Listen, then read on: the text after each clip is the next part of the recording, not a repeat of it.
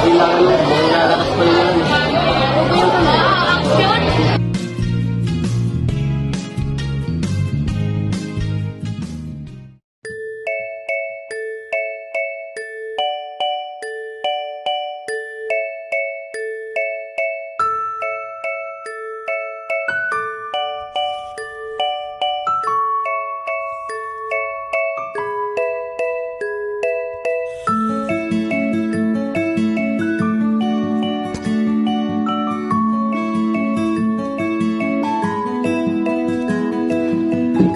Ito pa yun mo.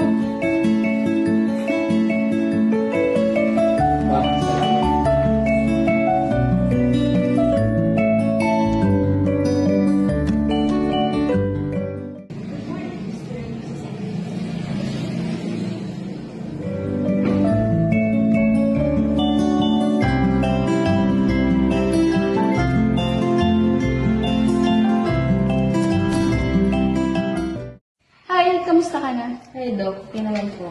Gusto ko sana pag-usapan natin ang pagbubuntis mo. May mga ilang tanong rin ako tungkol sa health mo. Sige po, Doc. Ano ang mga sintomas ang nararanasan mo? Medyo nahihilo po. Huwag nagsusuka. Normal lang yan sa mga first trimester. Kumakain ka ba ng maayos?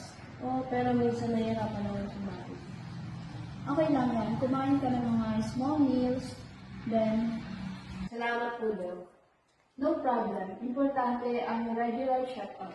Mag-schedule tayo ng last appointment. Opo, Doc. Salamat rin. Wala kang naman. Ingat ka.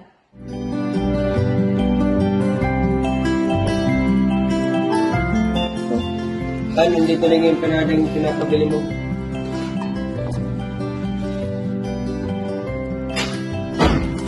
Wala ko nga.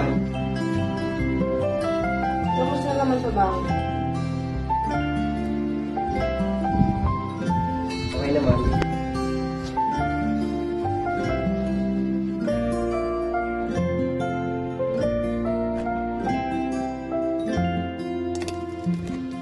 Ready na po ba kayo? Pakisabi na lang po kung kailan ako magsa-start. Tingin po sa camera. 1, 2, 3. Tingin po kayo, baby. 1, 2, 3. Tingin po sa isa't isa. 1, 2, 3.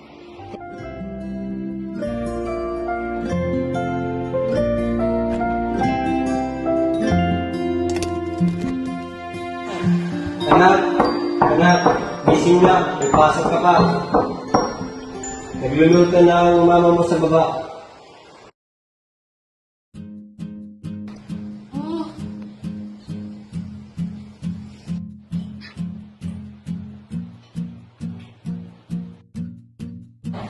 Good morning, ha.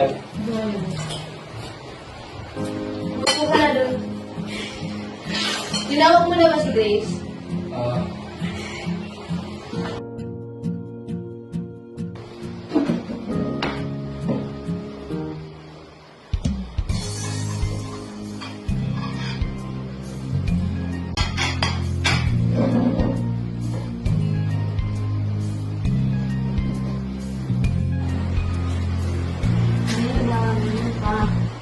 Good morning. Kaya naman. mabuti at nagising ka.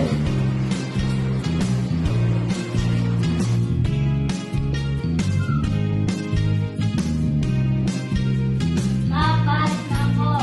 Mag-iingat ka. Ingat.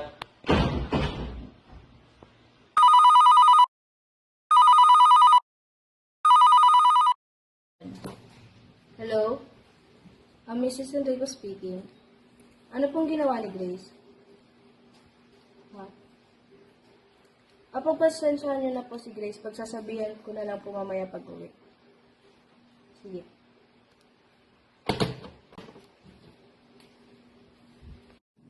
Alam mo namang mali yung ginawa mo, di ba? Tama ang mama mo. Mali ang gumanti.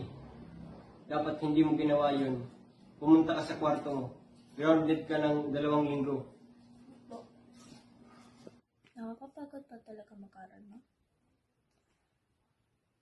Ang dami kasi mga gawain ngayon, tapos hindi ko na alam kung anong uunahin ko. Train na talaga ako. Okay lang yan, Nak. Ganyan din kami dati. Makakaya mo rin yan.